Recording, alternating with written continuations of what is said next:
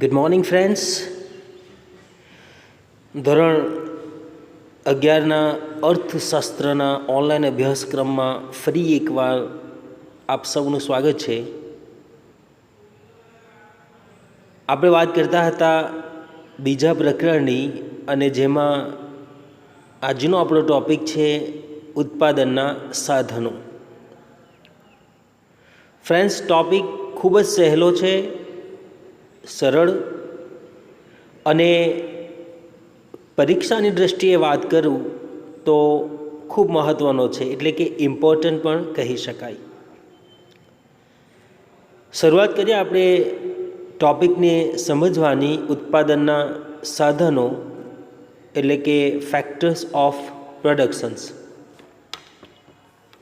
માનવીની જરૂરિયાતો અમર્યાદિત છે. આપણે પહેલાં લેક્ચરમાં આના પર ચર્ચાઓ કરી ગયા છે કે આપણી એક જરૂરિયાત પૂર્ણ થાય એટલે બીજી જરૂરિયાતનો જન્મ થાય છે. કેટલીક જરૂરિયાતો એવી હોય છે કે જે વારંવાર સંતોષવી પડે છે, દાખલા તરીકે ખોરાક. એટલે આપણી જરૂરિયાતો કેવી છે? અમર્યાદિત છે. અને આ જરૂરિયાતો પૂર્ણ કરવા માટે વસ્તુઓ અને સેવાઓનું ઉત્પાદન કરવામાં આવે છે. અને ઉત્પાદન કરવામાં જરૂર પડે છે ઉત્પાદનના સાધનોની. તો આપણે અહીંયા પહેલાં ઉત્પાદનની વ્યાખ્યા જોઈએ. ઉત્પાદનનો અર્થ એવો થાય કે જરૂરિયાત સંતોષી શકે તે રીતે વસ્તુ કે સેવાને ઉપયોગી સ્વરૂપ આપવામાં આવે તેને ઉત્પાદન કહે છે. એક સીધું ઉદાહરણ, દાખલા તરીકે લાકડાને ખુરશીના સ્વરૂપમાં બદલવામાં આવે તો એની ઉપયોગિતા વધે છે, એમાં ઉપયોગિતાનો ગુણ ઉમેરાય છે.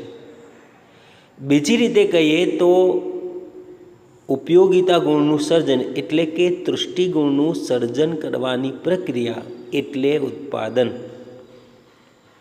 અને તૃષ્ટિગુણ સર્જનની પ્રક્રિયામાં જે મદદરૂપ થાય તેને ઉત્પાદનના સાધનો કહે છે. હવે બીજી એક મહત્ત્વની બાબત એમાં કે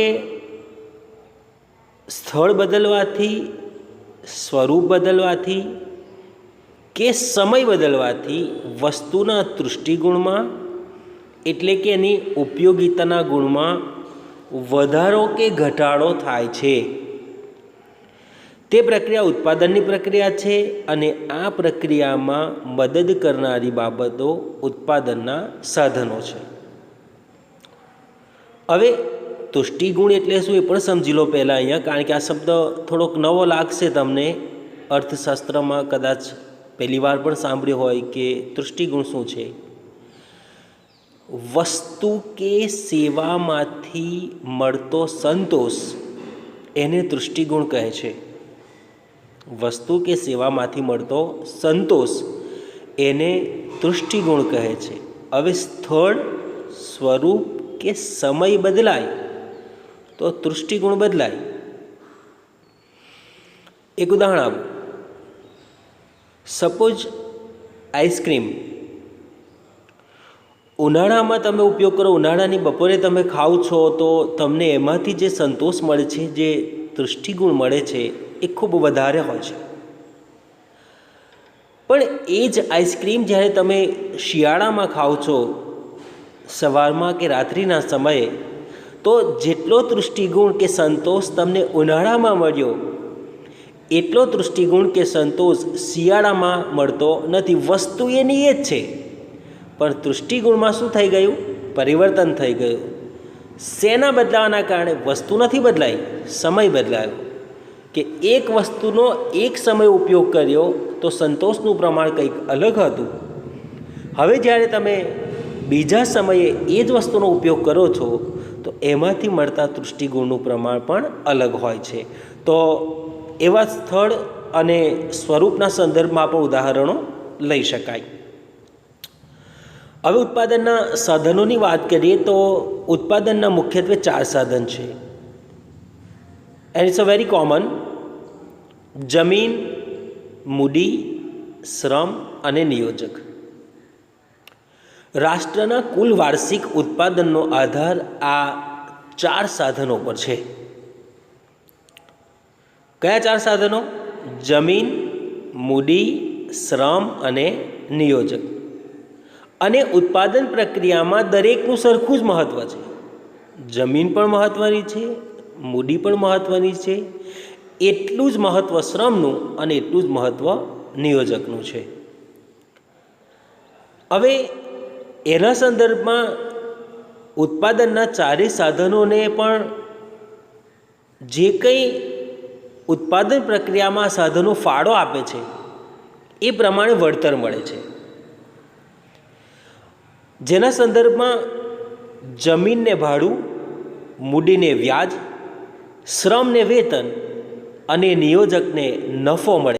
ફરી એકવાર રિપીટ કરી લો, ખૂબ મહત્ત્વનું છે ટૂંકા પ્રશ્નો માટે. જમીનને મળતું વળતર એટલે ભાડું, મૂડીને વ્યાજ, શ્રમને વેતન અને નિયોજકને નફો મળે છે એવું કહી શકાય. બીજું, પ્રોફેસર માર્શલ જણાવે છે કે ઉત્પાદનના મૂળભૂત રીતે 2 સાધન છે, એક કુદરત અને 2 માણસ. પણ આપણા અભ્યાસક્રમમાં જે સાધનોની આપણે વાત કરવાની છે, 4 સાધનોના સંદર્ભમાં કરવાની છે કે ઉત્પાદનના મુખ્ય 4 સાધનો છે, જમીન, મૂડી, શ્રમ અને નિયોજક. હવે આપણે 4 સાધનો અને એના લક્ષણોની ચર્ચાઓ કરીશું. તો ઉત્પાદનના 4 સાધનોમાં સૌથી પહેલું સાધન છે જમીન, એટલે કે ભૂમિ. સામાન્ય વ્યવહારમાં આપણે જમીન કોને કહીએ છીએ કે જેના ઉપર આપણે વસવાટ કરીએ છીએ એને આપણે શું કહીએ છીએ? જમીન. પણ અર્થશાસ્ત્રમાં જમીનનો અર્થ વિશાળ છે. પ્રોફેસર માર્શલના મતે કહીએ તો મનુષ્યને ઉત્પાદનમાં મદદરૂપ થતા કુદરતી પરિબળો એ જમીન છે. એટલે કે હવા, પાણી, સૂર્યપ્રકાશ, આબોહવાનો સમૂહ એટલે જમીન. બીજી રીતે કહું તો એવું કહી શકાય કે જમીન એટલે પૃથ્વીનું ઉપરનું પડ એટલે કે સપાટી, પૃથ્વીના પેટાળમાં આવેલ તમામ પ્રકારના ખનિજો, પૃથ્વી પર આવેલા તમામ પ્રકારના પહાડો, જંગલો, નદીઓ, આ તમામનો સમાવેશ, એ ઉપરાંત પૃથ્વીના વાતાવરણમાં આવેલા તમામ પ્રકારના ઘટકો એને જમીન કહે છે. એટલે ઉત્પાદનમાં મદદરૂપ ખનિજ, ખાણ, પર્વત, નદી, ગરમી તમામને જમીન ગણી શકાય. તો જમીનના મહત્ત્વના લક્ષણો જોઈએ. 5 લક્ષણો આપણને આપ્યા છે, સ્ક્રીન ઉપર તમે જોઈ શકો છો. 1, જમીન કુદરતી બક્ષિસ છે, માનવ સર્જિત નથી. જેટલાય ઘટકો છે આ લખ્યા કે મેં જે વ્યાખ્યા કહી એમાં એ તમામ ઘટકો કેવા છે? કુદરતી છે. બીજું, જમીનનો કુલ પુરવઠો સ્થિર છે, એમાં વધારો કરી શકાતો નથી. 3, જમીન અગતિશીલ છે, એક જગ્યાએથી બીજી જગ્યાએ લઈ જવી શક્ય નથી. 4, તેની ફળદ્રુપતા જુદી જુદી હોય છે. કોઈ એક જમીન વધારે ફળદ્રુપ હોય, કોઈ એક ઓછી ફળદ્રુપ હોય, કોઈ એક જમીનનો એક પ્રકારનો ઉપયોગ થતો હોય, કોઈ બીજી જમીનનો બીજા પ્રકારનો ઉપયોગ થતો હોય. તો ફળદ્રુપતા કેવી હોય છે? જુદી જુદી.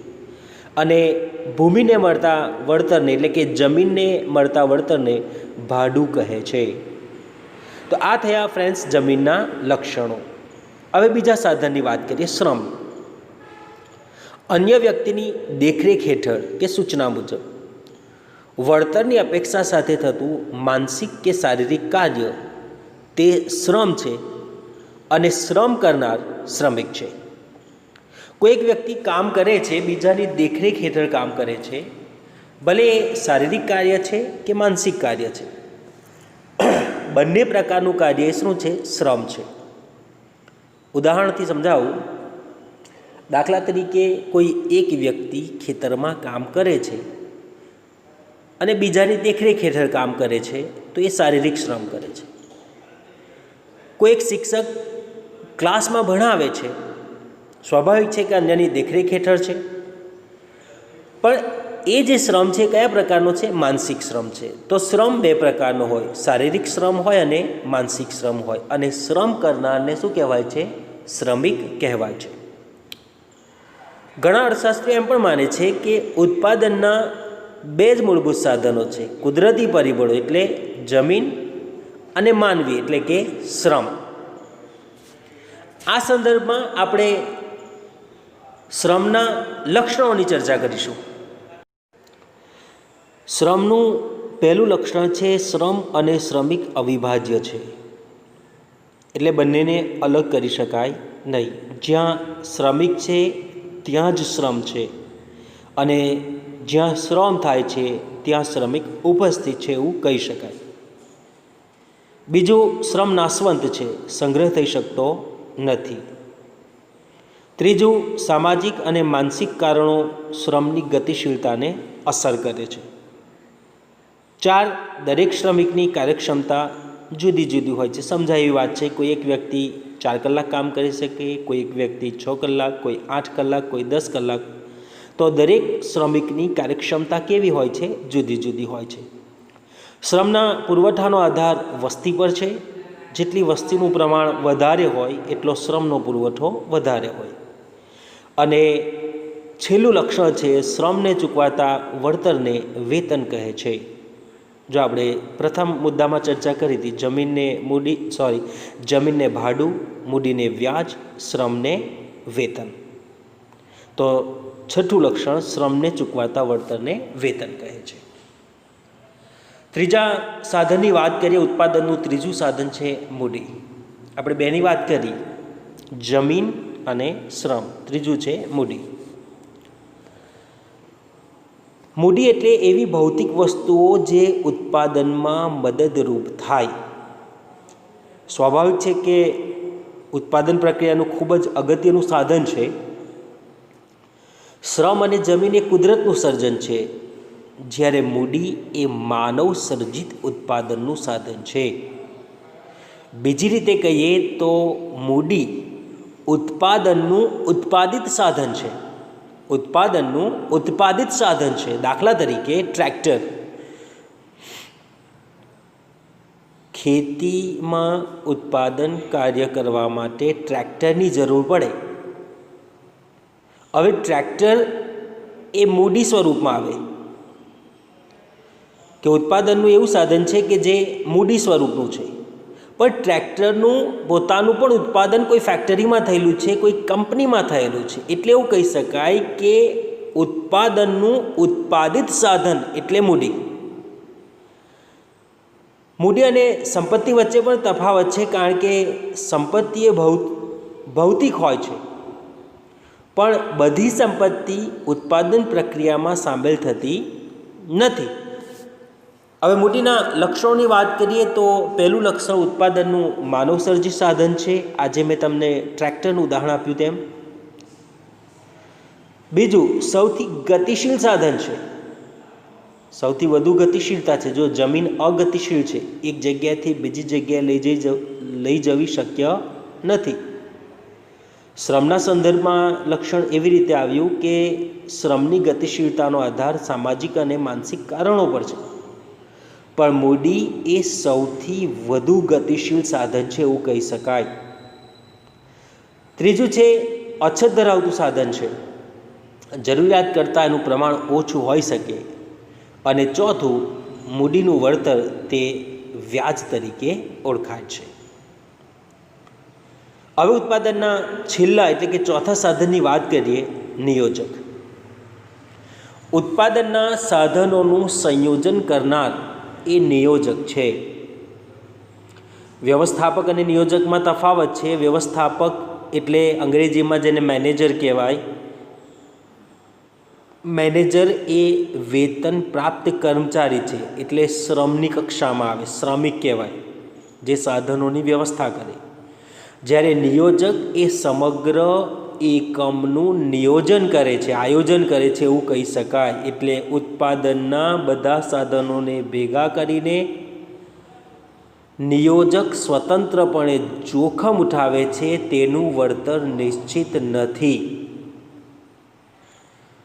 ધંધાકીય એકમમાં ખરેખર જે જોખમ ઉઠાવનાર છે તે કોણ છે? નિયોજક છે. કારણ હું તમને જણાવું, દરેકને જે વળતર મળે છે, જમીનનું ભાડું નિશ્ચિત છે, મૂડીનું વ્યાજ નિશ્ચિત છે, શ્રમનું વેતન નિશ્ચિત છે, પણ નિયોજકનો નફો નિશ્ચિત નથી.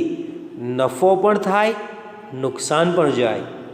એટલે અહીંયા નિયોજક એ સ્વતંત્રપણે જોખમ ઉઠાવે છે એવું કહી શકાય. કારણ કે બાકીના ત્રણેય સાધનોને નિશ્ચિત વળતર મળે છે, જે નિયોજક જ આપે છે, પણ એનું પોતાનું વળતર નિશ્ચિત હોતું નથી. નિયોજકના લક્ષણોની વાત કરીએ તો પહેલું લક્ષણ છે કે નિયોજક આર્થિક નિર્ણયો કરે છે. કેટલી મૂડી લાવી, કેટલી જમીનનો ઉપયોગ કરવો, કેટલા શ્રમનો ઉપયોગ કરવો, એ બધા નિર્ણયો નિયોજક કરશે. તે જોખમ ઉઠાવે છે, કારણ કે બાકીના સાધનોને નફો થાય કે ન થાય એણે વળતર ચૂકવવાનું છે, પણ એને પોતાનું વળતર એટલે કે નફો ક્યારે મળશે? જ્યારે ધંધાકીય એકમ પ્રગતિઓ કરશે અને ધંધાકીય એકમમાં નફો થશે ત્યારે એને આવક મળશે.